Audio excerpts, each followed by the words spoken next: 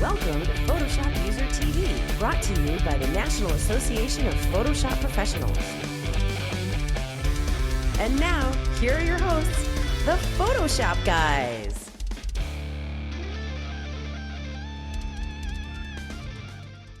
Well, hi everyone, welcome back to PhotoshopUser TV. We are brought to you by the National Association of Photoshop Professionals, the fine folks who bring you, whoosh, we need a cool sound effect for that, PhotoshopUser Magazine. This is the current issue. It is. Very cool. So, welcome everyone. My name is Corey Barker, one of the Photoshop guys. I am joined today by the Photoshop girl, Jessica Maldonado. How are you? I'm good. How are We're you? back. How are you? Guess who else is here?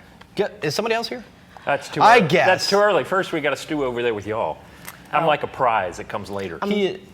Throwing it too fast. Well, I guess I'm here now. Hey, guys, how's it going? Not to mention Mr. Pete Collins. Over in the weather station. How you doing? How are you? I'm doing well. I got some exciting shadowy stuff for you today, so... He's lurking in the shadows, and we will be checking in on that a little bit later. All right, so before we get to things, we have another Peach Pit book deal right here on, if you go to Peach Pit, it's Kelby TV e-deal. It's a limited time offer, 40% off The Secrets of Great Portrait Photography by Brian Smith, and that's an ebook price of $39.99, but the Kelby TV price with 40% off is $23.99. So just go to peachpit.com/KelbyTV and use the coupon code KelbyTV, and that offer ends August 5th. All right, so we are going to jump right into it, and today Jessica's going to kick things off. So what do you have for us today? I'm going to show a quick tutorial on how to make a masking tape look in Photoshop. Oh, cool. If you scroll way back on my Facebook or on the NAP Facebook, I do a scotch tape that I did in in Moose Peterson's book that adds like a little sidebar treatment. But here's I remember just that. Yeah, it another- was a very cool thing. So you created that? Yeah, it's just, you know, it's so easy to create something like that in Photoshop. There's no reason to shoot it or buy stock, so. All right. I'm going to start off with a new layer on top of my background layers and make a rectangular selection. And we're going to fill it with any color because we're going to drop that out. We're going to bring the fill all the way down. This is, again, what we've been talking about in recent weeks on fill and opacity.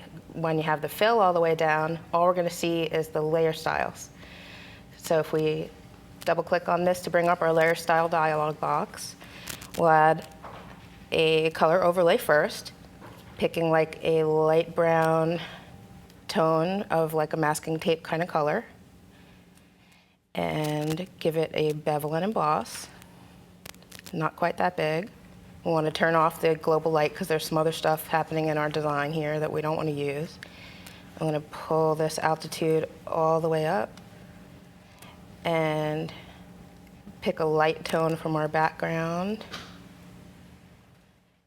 to use as our highlight, pick a darker tone from our background to use as our shadow contour, and we can go ahead and in the bevel and emboss section hit texture, and one of our default textures is the laid horizontal. I find that works pretty good for a bumpy tape texture. Obviously this is too much, so you're going to pull the scale way up to have just a hint of that texture, pull down the depth.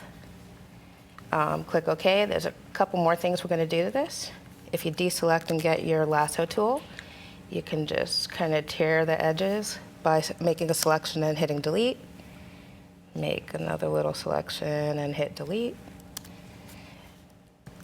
And actually we're going to go back into this and bring down that color overlay to get the see-through look of our tape. Reduce this bevel and emboss a little bit more. It's a bit thick to be tape. And let's hide the ones we had over here. And just position this over the corner of our paper.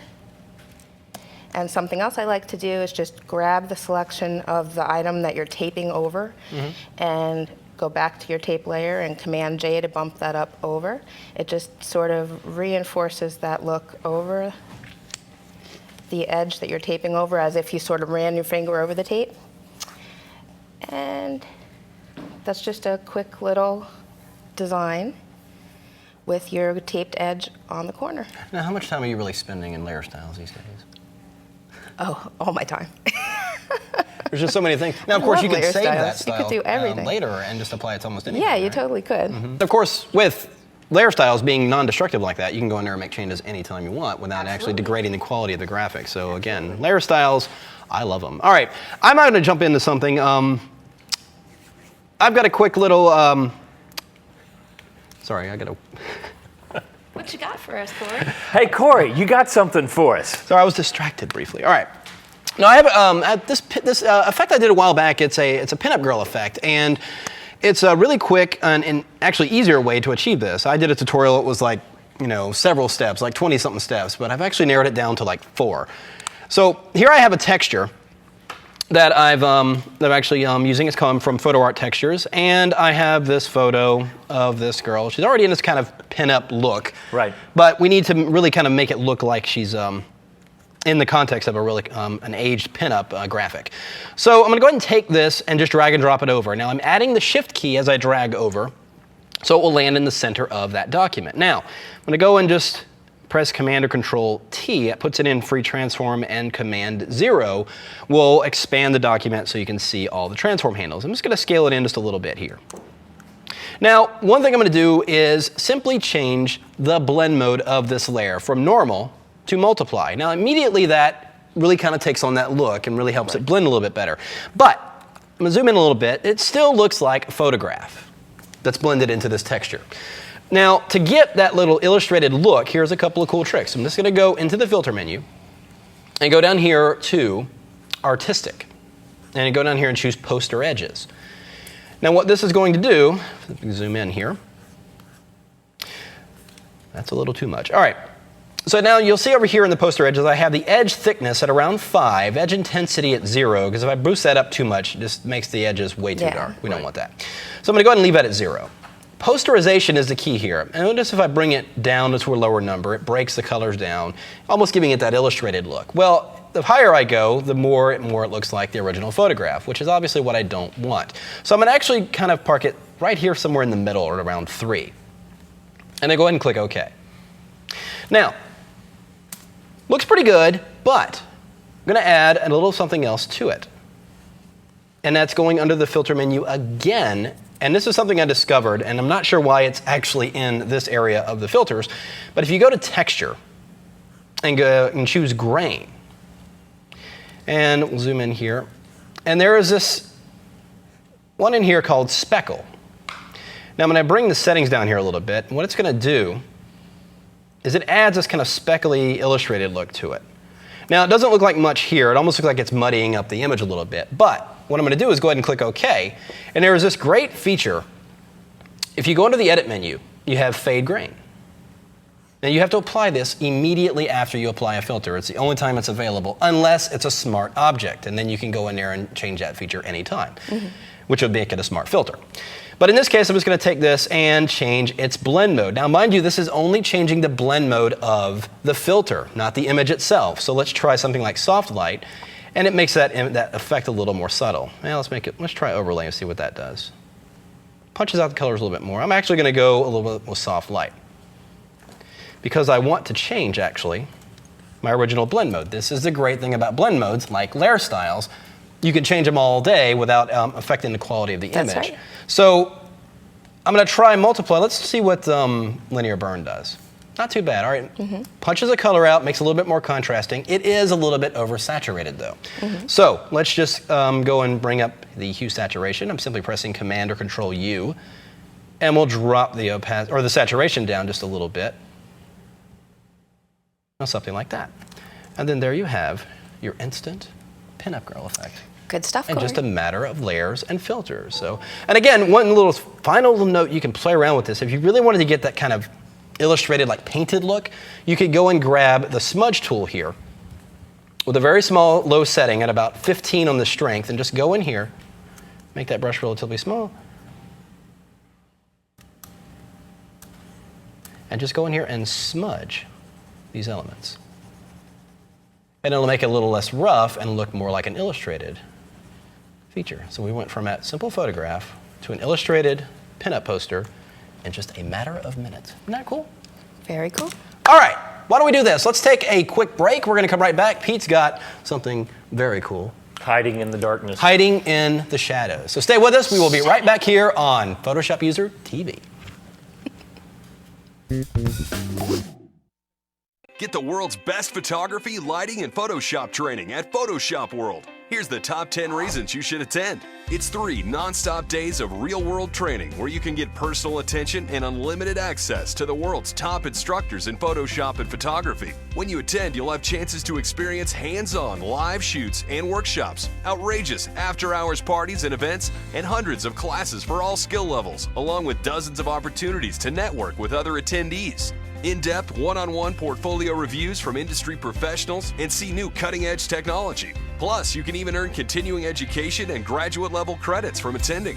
This is the must-attend conference for photographers and Photoshop users. Register before August 2nd and save $100. Sign up today. Photoshop World, the world's best Photoshop and photography conference.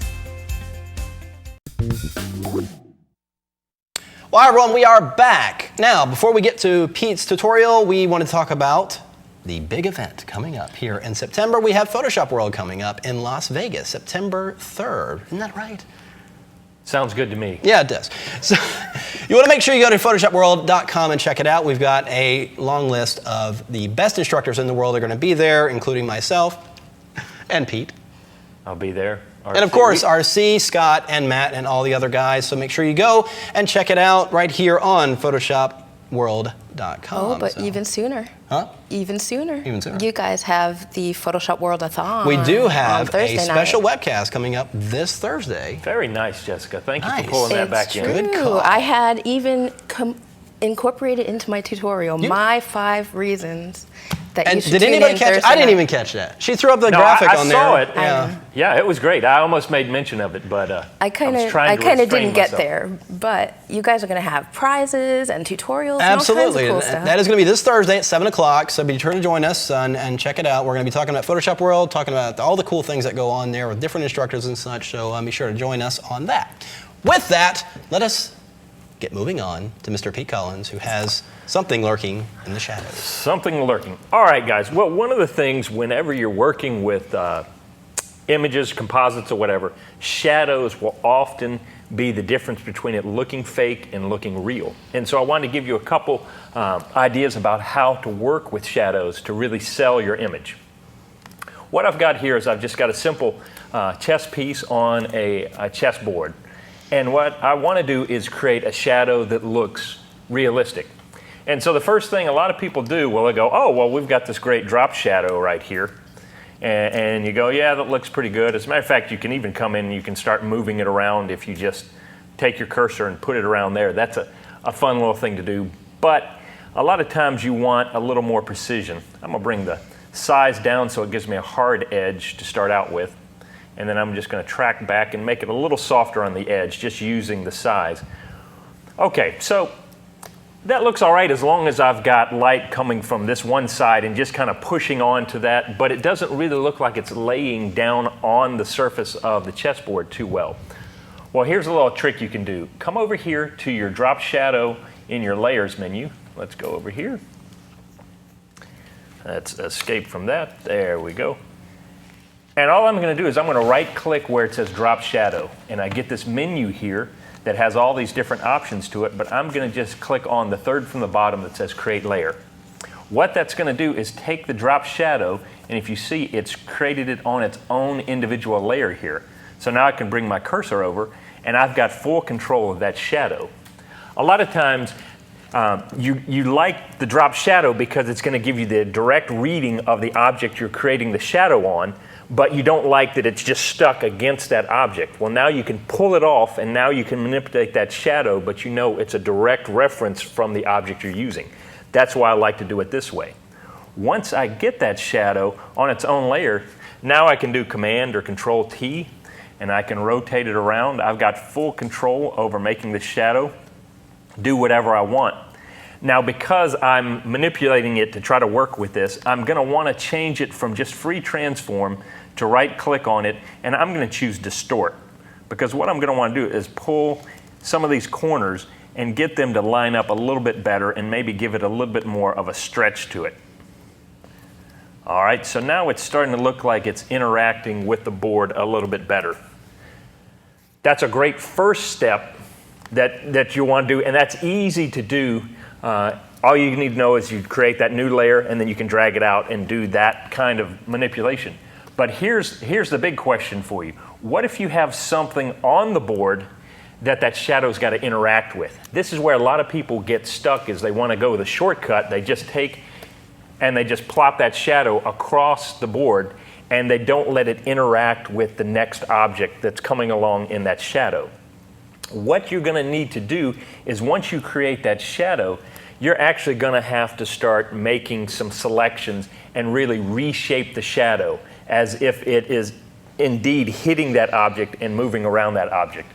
So what I'm going to do, just to help me be able to see what's going on, I'm going to drop the opacity just a little so I can see the shadow coming across here, but I can also see the pencil and what's going on with it. I'm going to zoom in just slightly. And now, since this is a straight object, this is not as hard as some places. I'm just going to come up, and instead of grabbing my lasso tool, I'm going to grab my polygonal lasso tool, and I'm just going to make a selection following the contour of the pencil. So I'm just going right along this side here, and I'm going to grab that, and what I'm going to do is I'm going to cut this section of the shadow out by hitting Command X or Control X, and then I'm going to hit Command V to put it on its own layer. And actually, if I undo that, if I hit Command V while holding the Shift button, it'll paste it right back in that same spot. So I haven't moved it anywhere. I've just put that little section on its own layer. I'm going to do the exact same thing, making sure I select the shadow layer again to this area on the top of the pencil. And I'm going to do Command X, then Command Shift V or Control Shift V for the PC. And one more time, as Corey falls off his chair, I'm going to come down here and get the back side of the pencil.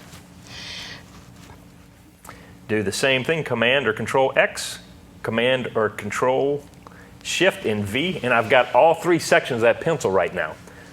So if I hide them, you'll see what's happened is I've basically cut the shadow off of the pencil.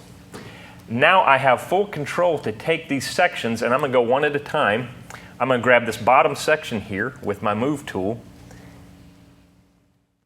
and I'm just going to slide it up, because what's going to happen is as the shadow hits the pencil, it's actually going to, let's not get the pencil, actually, let's go with the shadow.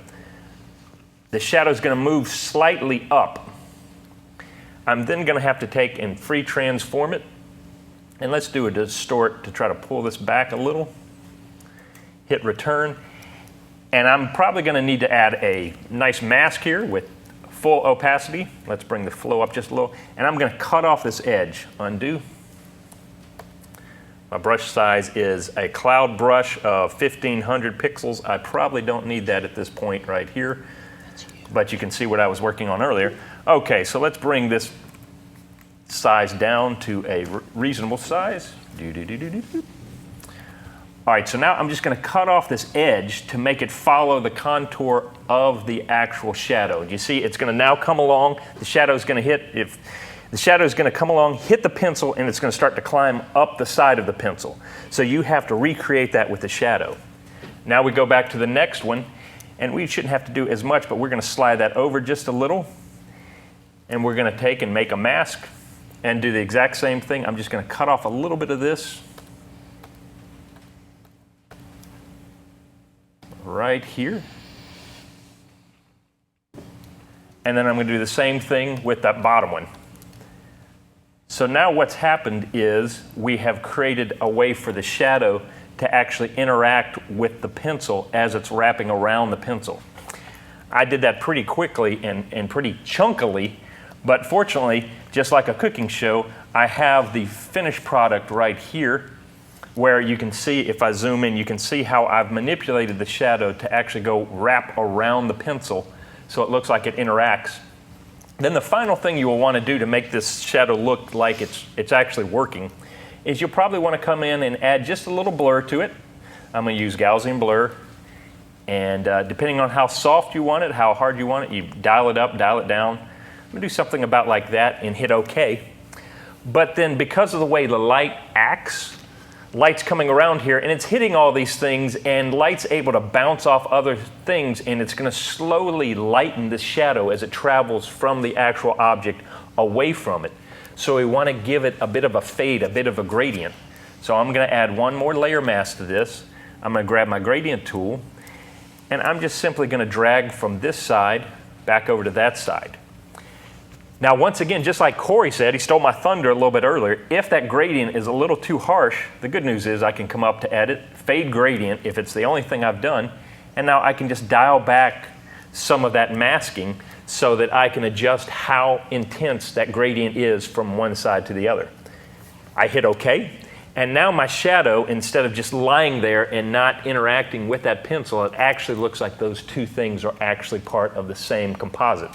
It takes a little bit of work, but that little bump in the pencil is going to be the difference between somebody going, oh, that's fake, and ooh, that looks pretty good. Finally, one more thing. Oftentimes we get lazy when we're working on shadows and we'll only put in one shadow. But if you have a situation, you have multiple light sources in your image, you need to be thinking for each one of those light sources creating a shadow on your object. So you can use that same shortcut to pull out shadows, but then move them around and have them coming off that object in different directions following the light source. And then simply, once you decide which one's going to be your main light, which one's going to be your softer lights, you can just dial in the opacity, lower some of them down, bring some of them up, but you have total control, and it looks like that object is really interacting with the environment that it's in. And so shadows, when you're working composites, is going to be a huge deal. It's going to be a lot of work, but it can really take your composites to the next level. Well, you're absolutely right. I mean, it's a lot more work, but to get that accuracy, I mean, somebody's going to be able to spot that when it's not right. It's like it doesn't feel right. Something's not right. You know, I mean, I've often looked at images, even my own. You'll look at it and say something's just bothering me. You don't know what. Yeah. Because reality is being challenged. Yeah, you can't always pick it out. Well, and most of us are artists, and we probably slept through a lot of our science classes and our math classes, but I hate to say it, a lot of this comes down to math and physics.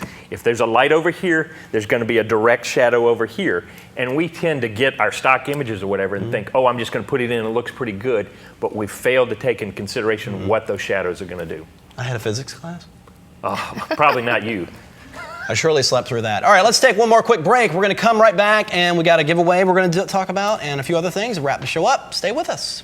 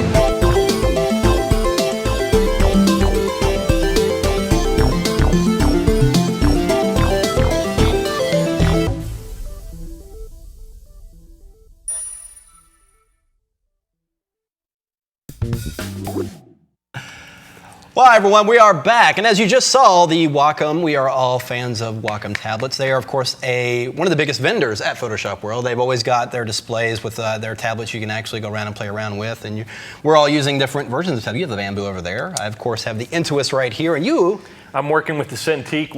He's got the good stuff. I just go sit at the booth at Photoshop World and play with the stuff and stand there and try to convince everybody to buy these things, any of them, because as we've talked about, This stuff, you're really buying your equipment and you're buying time. If you were a lumberjack, you'd get the fastest, the best chainsaw or axe you had. Yeah.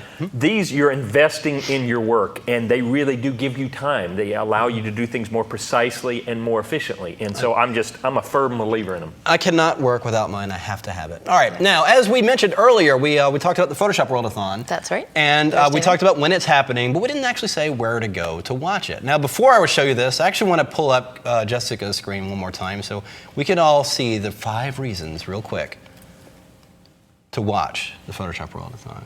Let's get in a little closer. Here, we'll do them like David Letterman. It's like number 5, see what awaits you at PSW13 Vegas. Hashtag, Number 4, Scott and the guys share cool tips and tricks. Yeah, we do that. Chances to win great prizes from NAP sponsors. Yes, of course. That is a big draw. And number 2, registering during the show and saving $150. That is a big deal. Of course. Yeah, that's even more than the early bird, I think. Yeah, early bird's only 100. It's in the window of the early bird, which is till I think August 3rd, and then an extra $50 during the show. Nice. And of course, a chance to win one of 10 free conference passes. That's a full conference pass. It's not flight and hotel, but it's merely just an full access to the conference. Now, you can only win those prizes if you go and register for the show. Now, what you'll do is go to kelbytv.com, as you see right here, and click on the banner at the top that says Photoshop World-a-thon. It will take you to the page where you will actually watch the show, but also go right down here and scroll down and go ahead and register your name, first and last, and your email. That will, of course, get you in the drawing for these prizes and the conference prizes and whatever other prizes we give away on the show. So be sure to check that out this Thursday, July 25th at 7 p.m. Now, prize. We have a new book to give away today. We have Photoshop CC by Elaine Weinman, and I am terrible with last names. You can see it right there on screen. There we go. Right there. I think you did a good job this time. Elaine Weinman and Peter Lorcas?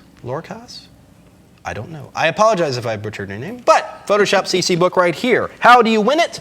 By going to kelbytv.com/contest. I had it up and it went away, but if let's do this. Choose right Photoshop User TV. Choose Photoshop User TV in the menu, enter your name, email, and send us a comment. So something you'd like to see on the show, anything like that. Tell us what you see, want to see, don't want to see. It really doesn't matter what you put because we draw the names at random. So the mere fact of submitting your name puts you in the drawing. So be sure to do that, and good luck. So I believe that wraps things up. Are we done? You're done? I think so. Thank you, Jessica, for joining us once again. Thank you, Corey. And of course, Pete Collins. Yes. In the weather station. We thank you guys for joining us. We'll see you next time right here on Photoshop User TV. Bye-bye.